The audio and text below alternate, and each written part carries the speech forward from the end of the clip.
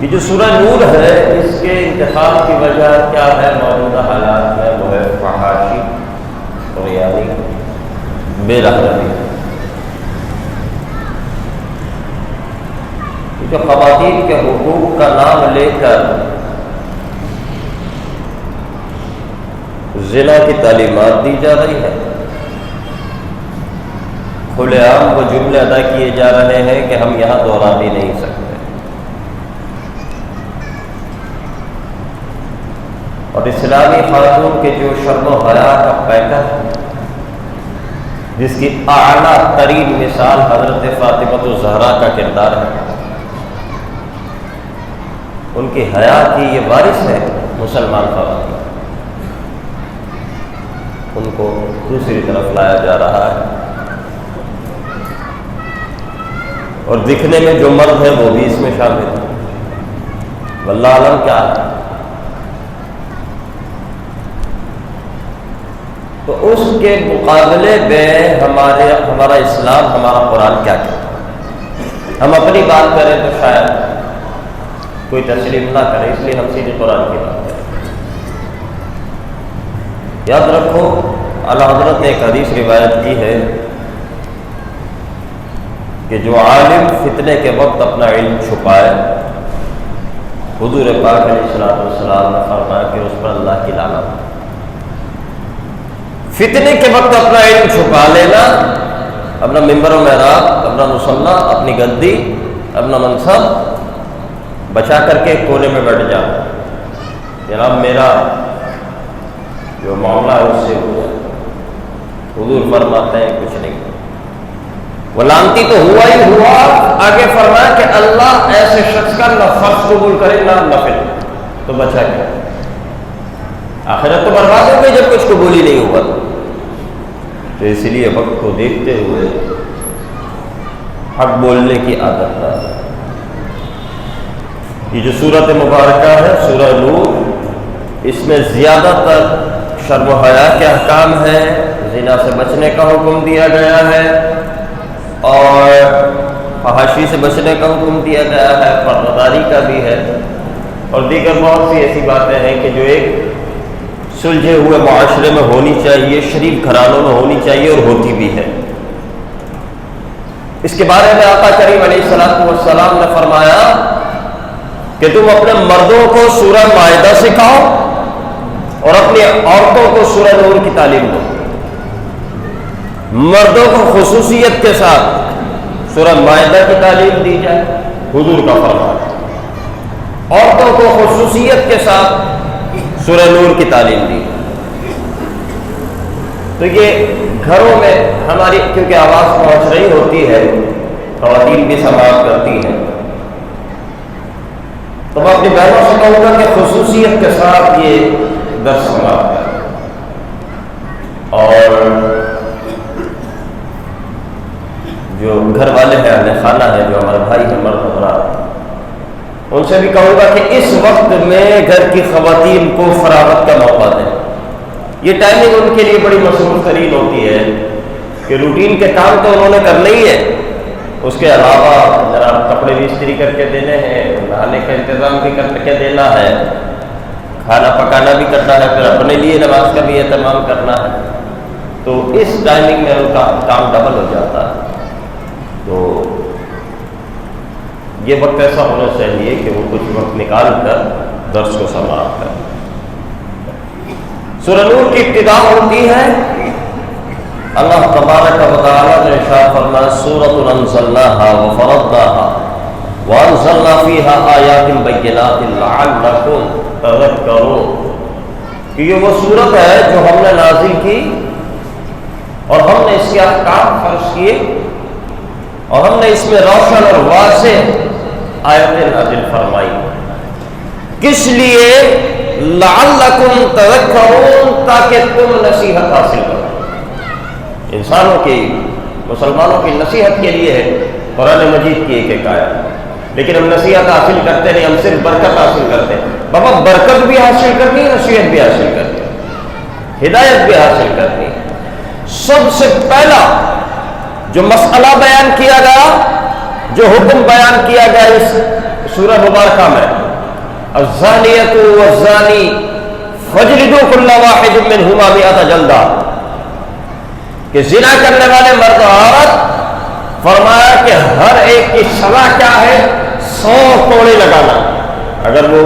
شادی شدہ نہیں ہے تو کیا سزا ہے زانی کی 100 کوڑے یہاں پر اللہ تعالیٰ نے یہ سزائیں بیان فرمائی ہے کس لیے سزا ہوتی کس لیے سب سے پہلے تو یہ سماعت کیجیے اسلام نے جو سزائیں دی ہے وہ اسلام کا ظلم نہیں ہے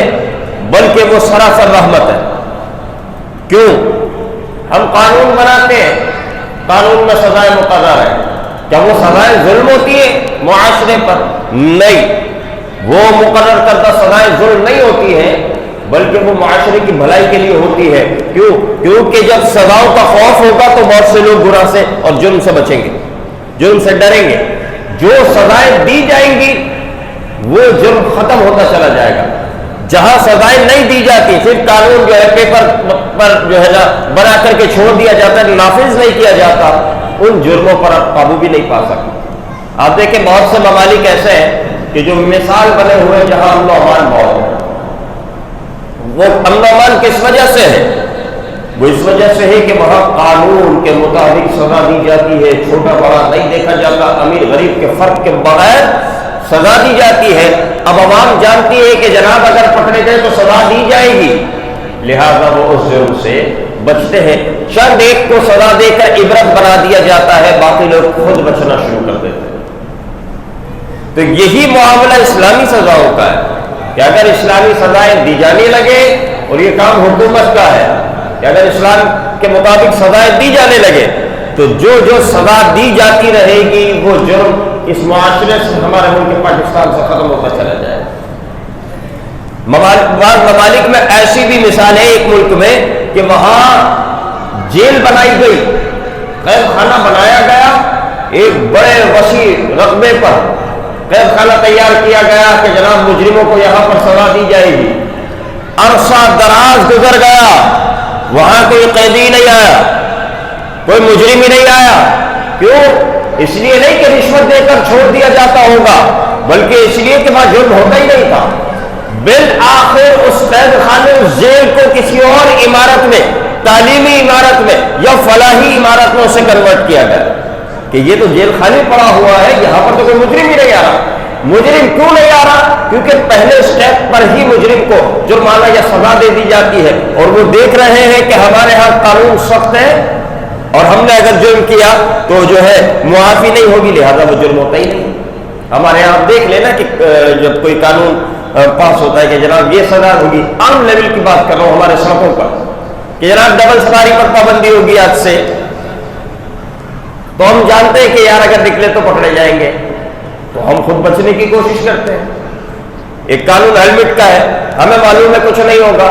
ہم نہیں لگاتے کاغذات کا معاملہ ہے لائسنس کا معاملہ ہے LIC کا معاملہ ہے یہ سب قوانین میں شامل ہے ان سب پر سزائیں جرمانہ ہے لیکن ہمیں پتہ ہے کہ 150 پر چھوڑ دیا جاتا ہے بندہ یا دیکھیں گے کون پکڑے گا تو ہم جو ہے سواری کرتے رہتے ہیں نکلتے رہتے ہیں لیکن جن سزاؤں کے بارے میں ہمیں پتہ ہے جن معاملات کے بارے میں کیا سزا دی جائے گی تو ہم سڑک روڈ تو روڈ ہے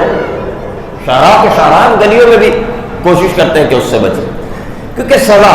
اب وہ سزا ظلم نہیں ہے بلکہ معاشرے کی بھلائی کے لیے اسی طرح اسلامی سزائیں وہ کس لیے ہے تاکہ برے لوگوں کو سزا دی جائے اچھے لوگ جو ہے وہ برائی کی طرف جانے سے محفوظ ہیں اور برے لوگ بھی اس سزا سے پیچھے ہیں تو یہ زنا ایسی سزا ہے کہ جس کے بارے میں اگر شادی شدہ ہے تو پھر رجم کرنا سنسار کرنا اور غیر شادی شدہ ہے غیر محسن جسے کہا گیا اس کی سزا کیا ہے کہ 100 کوڑے اسے لگائے وَلَا تَأْخُذْكُمْ بِهِمَا رَأْفَةٌ فِي دِينِ اللَّهِ إِن كُنتُمْ تُؤْمِنُونَ بِاللَّهِ وَالْيَوْمِ الْآخِرِ اور فرمایا کہ سزا دیتے وقت کسی کو سزا دینے کے لیے تمہارے دلوں میں نرمی نہیں آنی چاہیے جیسے ہم یہ قانونی معاملات میں کوئی ڈبل سواری پہ پکڑا جائے یا کچھ ہو جائے تو پھر سامنے والے کے دل میں نرمی نہیں آتی پھر اسے پین چلانے سے مطلب ہوتا ہے یا نوٹ لینے سے مطلب ہوتا ہے ہمیں پتہ اور کوئی راستہ ہی نہیں تو فرمایا کہ یہاں اسلامی سزاؤں میں تمہارے دلوں میں نرمی نہیں آنی چاہیے کیوں کیونکہ اسے تم کسی پر ظلم سمجھ کر نہ کرو بلکہ اللہ کا حکم سمجھ کر کرو جب اللہ کا حکم سمجھ کر تم یہ سزا یہ احکام نافذ کرو گے تو یہ بھی تمہارے لیے ثواب کا باعث بنیں گے، یہ بھی تمہارے لیے اجر کا باعث بنیں گے، کیونکہ تم قرآن کے ایک حکم پر عمل کر رہے ہو، تم خدا کے ایک حکم پر عمل کر رہے ہو۔ وَلَا تَأْخُذْكُم بِهِمَا رَأْفَةٌ، تمہارے دلوں میں پھر کوئی نرمی کوئی کمزوری نہ ہے، فی دین اللہ، اللہ کے دین کے معاملے، جب معاملہ دین کا ہو تو پھر دل سخت ہونے چاہیے دین نافذ کرنے کے لیے، کیونکہ ہم اس چیز کے پابند ہیں۔ ہمارا دل نرم ہو آپسی تعلقات میں، ہمارا دل نرم ہو کسی کے حقوق ادا کرنے میں، ہمارا دل نرم ہو ملنے ملانے میں، لیکن جب بات اسلام کی ہو تو پھر ہم 100% کیونکہ پابند ہیں اسلام کے، جہاں نرمی کا حکم ہے وہاں نرمی کی جائے، جہاں سختی کا حکم ہے وہاں سختی کی جائے۔ یہی مزاج ہے اسلام کا، اور یہی تقاضا ہے بندگی کا کہ جب اللہ کا حکم ہو تو ہم اس کے مطابق جو ہے عمل کرتے رہیں، اور حکمرانوں پر بھی یہ لازم ہوتا ہے کہ وہ سزا سے جو ہے زنا کی ہو، چوری کی ہو، ڈاکہ زنی کی ہو، قتل کی ہو، اگر اسلام کے مطابق وہ سزائیں نافذ کرنے لگ جائے نا تو دنیا میں کوئی قانون اتنا مکمل اور بہتر اور ظلم سے پاک نہیں ہے جتنا اچھا قانون ہمیں اسلام نے کیا۔ بات یہ ہے کہ ہم اس کو ایک تو فالو نہیں کرتے، دوسرا یہ کہ خود بھی غلط نظریے سے دیکھتے ہیں اور لوگوں تک بھی وہی پیغام پہنچاتے ہیں۔ آج لوگوں کی نگاہ میں اسلامی قوانین کو ظلم بنا کر پیش کیا جا رہا ہے، حالانکہ اسلام جتنا حقوق کی پاسداری کرتا ہے اور جتنا حقوق ادا کرتا ہے دنیا کا کوئی مذہب نہیں کر سکتا، دنیا کا کوئی قانون دان ایسا بہتر قانون نہیں دے سکتا۔ ارے اسلام کی حقانیت اور اسلام کے حقوق کی ادائیگی تو اتنی بہترین ہے کہ اپنے تو اپنے ہیں، پرایوں کو بھی اسلام حقوق دیتا ہے۔ اسلام بتاتا ہے کہ آپ کے معاشرے میں کوئی ذمہ کافر بھی رہ رہا ہوگا تو اسے تکلیف نہیں دینا۔ اسلام کہتا ہے کہ اگر تمہارے معاشرے میں کوئی ذمہ کافر بھی رہ رہا ہو اس کے حقوق کی حفاظت کرنا، اس کے گھر کی حفاظت کرنا، اس کے جان و مال کی حفاظت کرنا۔ ہاں، اسلام صرف ان کافروں سے لڑنے کا حکم دیتا ہے کہ جو اسلام کے خلاف اپنی جو ہے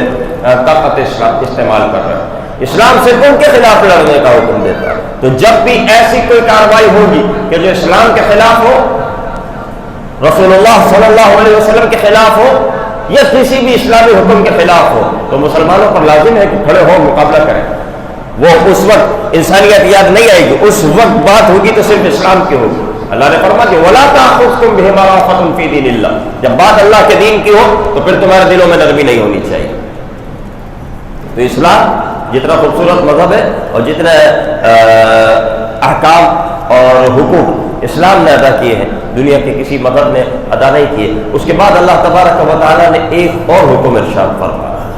کیا الزانی لا ينکح الا زانیۃ او مشرکہ والزانیۃ لا ينکحها الا زان او مشرک، کہ زانیہ جو ہے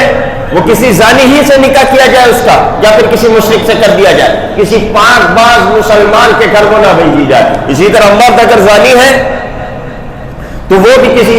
بدکار ہے تو بدکار ہی کی طرف جائے یا کسی مشرک کار کی طرف چلا جائے، لیکن کسی پاک باز کی طرف نہ بھیجا جائے۔ اپنے گھروں میں جب رشتے جوڑتے ہو نا تو صرف دنیاوی اسٹیٹس کو دیکھتے ہو، صرف عمروں کو دیکھتے ہو، صرف روزگار کاروبار کو دیکھتے ہو، اس کا دین بھی دیکھا کرو کہ اس کا دین آپس میں ایک دوسرے کے مطابق ہے یا نہیں۔ بہت سی جگہ یہ مثالیں موجود ہیں کہ ایک بچی جو بالکل نیک نمازی ہے اور اسے ایسے شخص کے ساتھ باندھ دیا جاتا ہے کہ جسے اسلام کی نہ کوئی خبر ہوتی ہے نہ پرواہ ہوتی ہے۔ اسی طرح بعض جگہوں پر مرد نیک اور پاک باز ہوتا ہے اور گھر میں خاتون ایسی آ جاتی ہے کہ جو بالکل اس کے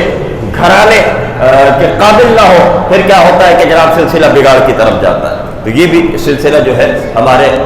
ذہنوں میں یہ معاملات ہونے چاہیے۔ آگے اللہ نے فرمایا والذین یرمون المحصنات ثم لم یأتوا بأربعۃ شہداء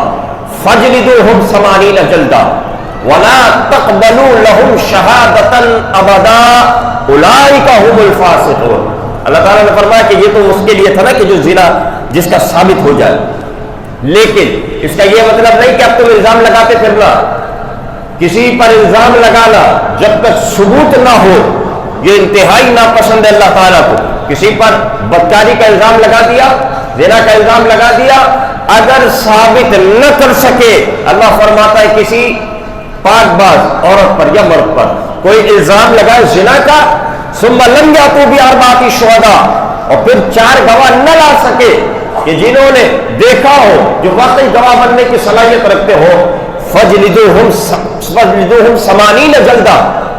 80 کوڑے کی سزا اس کو دی جائے گی، 80 درے اسے لگائے جائیں گے کہ جس نے کسی مسلمان پر، مومن پر زنا کا الزام لگایا، بدکاری کا الزام لگایا۔ ایک مسلمان کی آبرو اللہ کو اتنی مطلوب، اتنی محبوب ہے،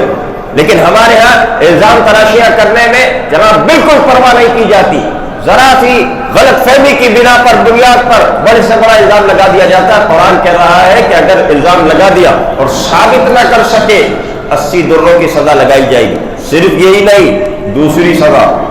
وَلَا تَقْبَلُوا لَهُمْ شَهَادَةً أَبَدًا، زندگی بھر کسی شرعی معاملے میں ان کی گواہی قابل قبول نہیں ہوگی۔ یہ ویسے جتنے ہی نیک ہو،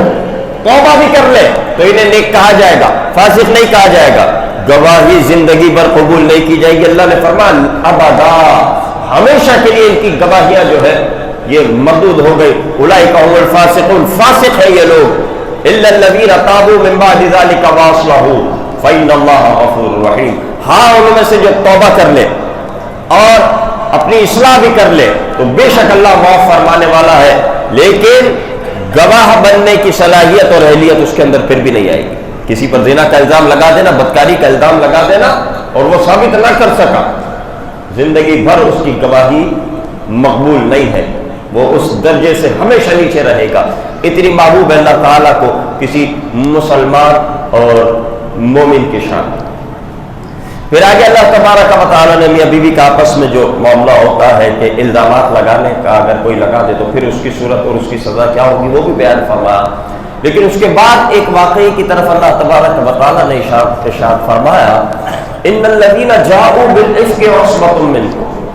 کہ وہ لوگ کہ جنہوں نے تم میں سے کسی پر افک کی، یہی زنا کی تہمت لگائی،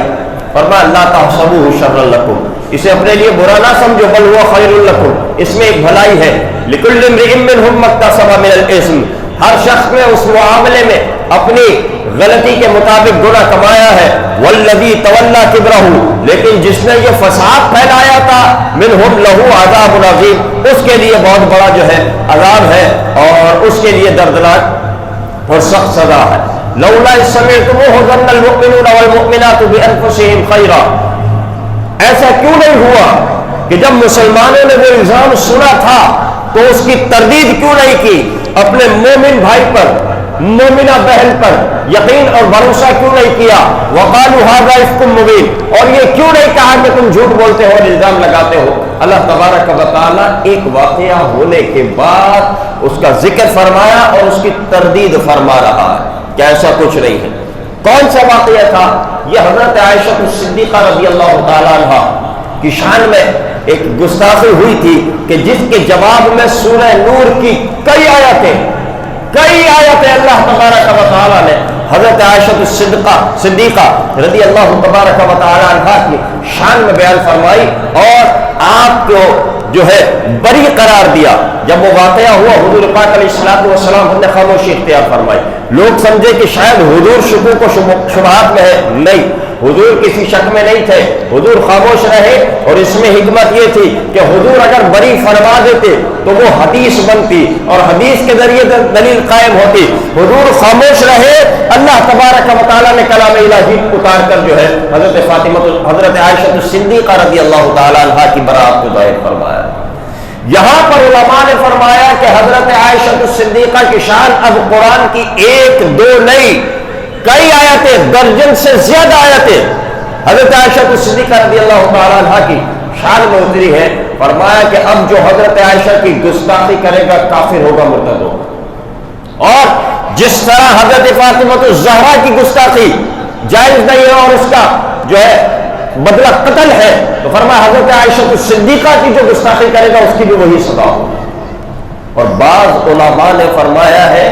کہ حضرت صدیق اکبر کی گستاخی سے زیادہ سخت حضرت عائشہ صدیقہ کی گستاخی،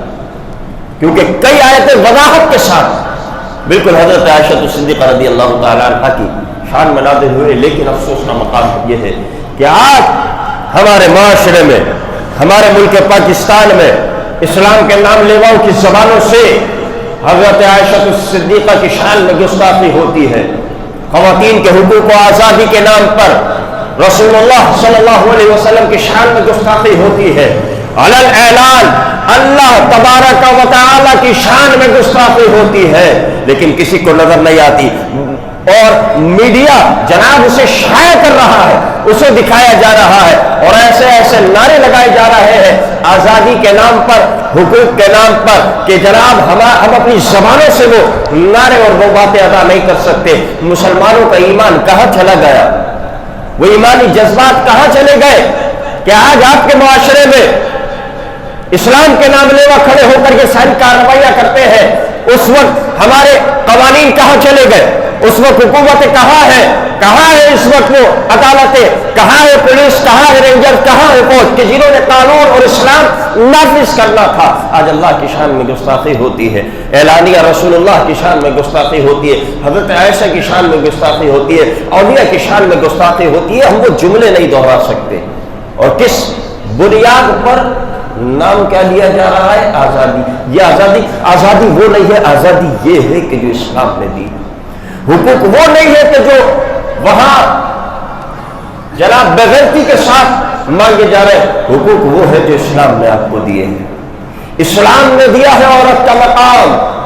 کل جس مقام پر عورت کھڑی تھی اسلام سے پہلے، آج دوبارہ اسی مقام کی طرف دھکیلا جا رہا ہے کہ جناب اور گھر کے پردے سے نکلے، چار دیواری سے نکلے، بازاروں کی زینت بن جائے، آج دوبارہ اسی مقام کی طرف دھکیلا جا رہا ہے۔ لیکن یاد رکھو، اسلام نے کل بھی عورت کو عزت دی تھی، آج بھی اسلامی تعلیمات ہی عورت کو عزت دے سکتے ہیں۔ تو لہذا ایسے کسی کے جھانسے میں نہ ہو، کسی کی بات میں نہ ہو۔ یہ آزادی نہیں، بربادی ہے، یہ حقوق نہیں ہے، یہ ظلم ہے۔ اس سے دنیا بھی برباد ہوگی، آخرت بھی برباد ہوگی، اور یعنی اور فحاشی کی طرف لے جایا جا رہا ہے۔ جتنا ہو سکے ان کا رد کرو، ایسے نظریات کا اسلامی نقطہ نظر کے تحت جہاں جہاں احتجاج ہو، شریک ہو، ان کی تعداد میں اضافہ کرو۔ اللہ کے رسول نے فرمایا جو جس کے ساتھ ہوگا کل قیامت میں اسی کے ساتھ ہوگا، جو دنیا میں جس سے محبت کرے گا، جو دنیا میں جس کا ساتھ دے گا، کل قیامت میں انہی کے ساتھ وہ کھڑا ہوگا۔ آج ان اچھے لوگوں کے ساتھ کھڑے ہو، اپنا وقت دو، تھوڑی قربانی دو، اپنی آوازوں کو، اپنی طاقتوں کو اسلام کے مطابق استعمال کرو، کل انشاءاللہ اسلام کے خدام کے ساتھ ہم کھڑے ہوں گے۔ یہ ساری نہ اس کی کوئی حقیقت ہے اور نہ ہی یہ کوئی اتنا دم رکھتے ہیں کہ زیادہ عرصے تک چل پائے، لیکن افسوس کی بات یہ ہے کہ اتنی ہمت ہو کیسے جاتی ہے، اتنی ہمت ہو کیسے جاتی ہے کہ اعلان یہ ساری باتیں ہو جائے۔ خیر، اس میں حکومت کو ایکشن لینا چاہیے، اور وہ جانتے بھی ہیں، سمجھ بھی سکتے ہیں کہ اس کے پیچھے کون سی طاقت کار فرما ہے، اور یہ سب کرنے کے بعد اسلام کا تو خیر کوئی کیا نقصان کرے گا، بہرحال پاکستان کا نقصان ضرور ہو جانا ہے، پاکستان کا نقصان ضرور ہو جانا ہے۔ اللہ ہمارے پاکستان کی بھی حفاظت فرمائے، ہمارے مسلمانوں کی بھی حفاظت فرمائے۔ تو یہ ایک فتنہ ہے کہ جو آج کے دور میں چل رہا ہے، اور فتنے کے خلاف بولنا، فتنے کا رد کرنا، یہ بڑے بڑے فریضوں میں سے ایک فریضہ ہے، یہ کوئی چھوٹی موٹی بات نہیں ہے۔ کبھی آپ سوچیں کہ جناب امام صاحب آج کے دن یہ کیا موضوع امام صاحب نے ذکر کیا، ہم نے سورہ نور کا درس شروع کیا ہے، اور انشاءاللہ ہم اس کو جاری رکھیں گے کہ قرآنی تعلیمات کیا ہے، یہ ہم بھی جانتے ہیں دن کیا ہے۔ بعض ہمارے بھائی ہم سے کہتے ہیں کہ حضرت فلاں دن آپ نے فلاں بات کرنی چاہیے تھی۔ اچھا جی، آپ کو معلوم ہے وہ بات کیا ہے؟ بولا جی ہاں معلوم ہے۔ تو بھیا جب معلوم ہے تو دوبارہ کیوں سننا چاہ رہے ہو؟ کچھ نئی چیز سیکھو، ہم سے تقاضے کرو کچھ نئی چیز کے، کہ امام صاحب فلاں چیز بتائے، فلاں چیز بتائے، جس سے ہمیں مزید شعور پیدا ہو، مزید تعلیمات میں ہمارا اضافہ ہو، احکام قرآنی ہمیں بتائے جائے، قرآن کیا کہہ رہا ہے، اللہ کیا فرما رہا ہے وہ بتایا جائے، بجائے اس کے یہ عرض کرنا کہ حضور وہ فلاں واقعہ سناتے اور فلاں چیز سناتے، تو ہمیں معلوم ہے کہ ہمیں کس وقت کیا سنانا ہے۔ یہ فتنے کا دور ہے، یہ واقعات سنانے کا دور نہیں، یہ تعلیمات فراہم کرنے کا دور ہے، یہ جو ہے اصلاح کرنے کا دور ہے۔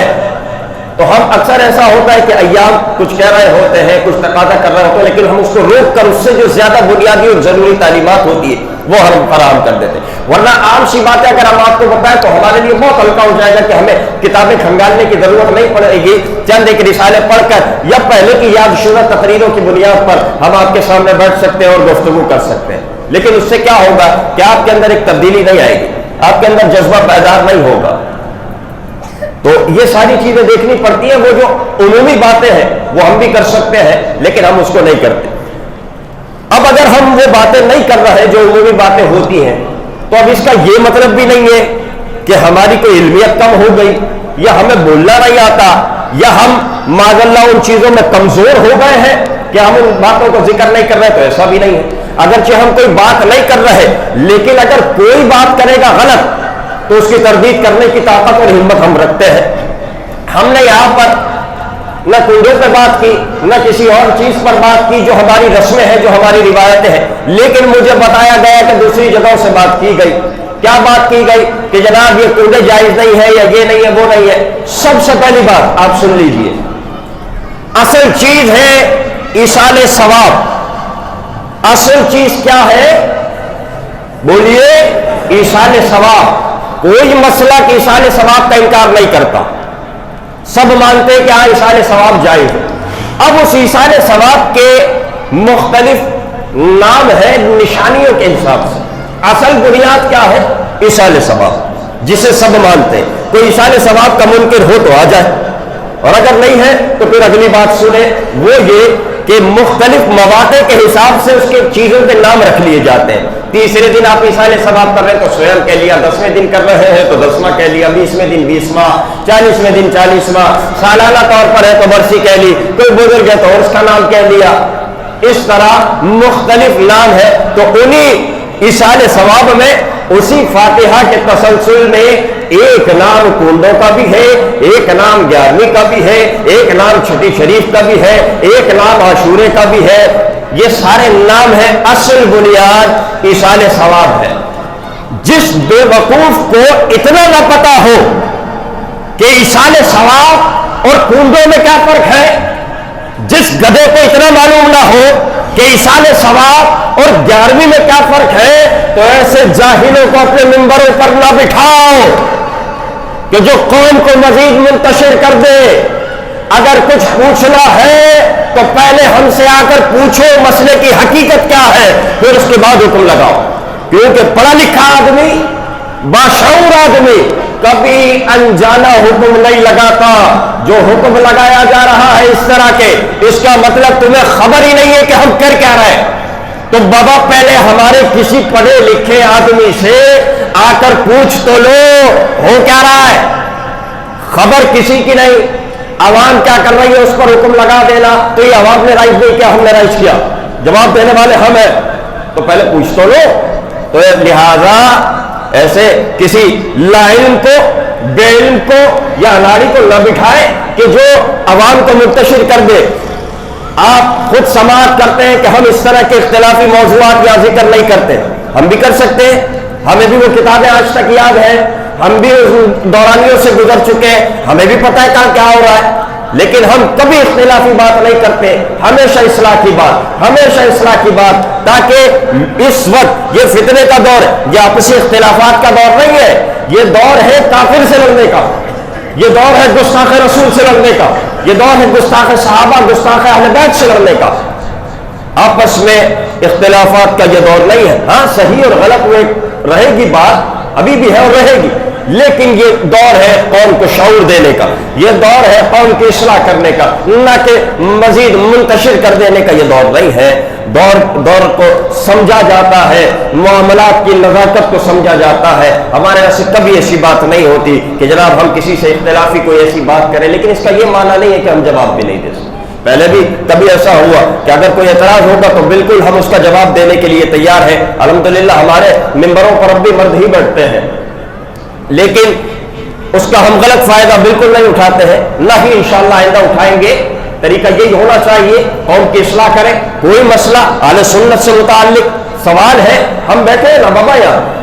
ہم سے پوچھ تو لیجئے پہلے کہ اصل مسئلہ کیا ہے۔ ہاں اگر عوام غلط کر رہی ہے تو جتنا ہم اپنی عوام کی اصلاح ہم کرتے ہیں اور جتنی غلطیوں پر تنبیہ ہم کرتے ہیں تو شاید ہی دوسرا کرتا ہو۔ ہم تو کہتے ہی ہیں جو غلطی ہوگی پہلے ہم اس کو درست کریں گے، کسی اور کو کہنے کا موقع نہ دیں۔ تو یہ انداز فکر ہوتا ہے، ایک طریقہ ہوتا ہے۔ بالکل کنڈوں کی نیاز جائز ہے، بالکل شب برات اب آج کا جمعہ ہے یا اگلا جمعہ، اب میں شب برات کا حلوہ لے کر آ جاؤں اور اس پر تقریر کروں تو بتاؤ اس سے بہتر یہ نہیں تھا کہ جو آج باتیں احکام بتائی گئی ہے وہ بتائے جائے، تو اس پر بھی تقریر نہیں ہوگی۔ لیکن ابھی بتا دوں میں آپ کو کہ بالکل جائز ہے، آپ شب بیداری بھی کریں، آپ عبادت بھی کریں۔ آپ کو عبادت کرنے کے لیے کسی لمحے میں کسی کے فتوے کی ضرورت نہیں ہے، آپ رب کی عبادت کر رہے ہیں، عبادتیں کریں۔ آپ نے جو فاتحہ کرنی ہے فاتحہ کریں، جو آپ نے لنگر کرنا ہے بالکل لنگر کریں، لیکن طریقے تمیز کے ساتھ جو ایک طریقہ ہوتا ہے اس کو ضائع نہ کریں۔ اسی طرح ماہ رمضان ہے،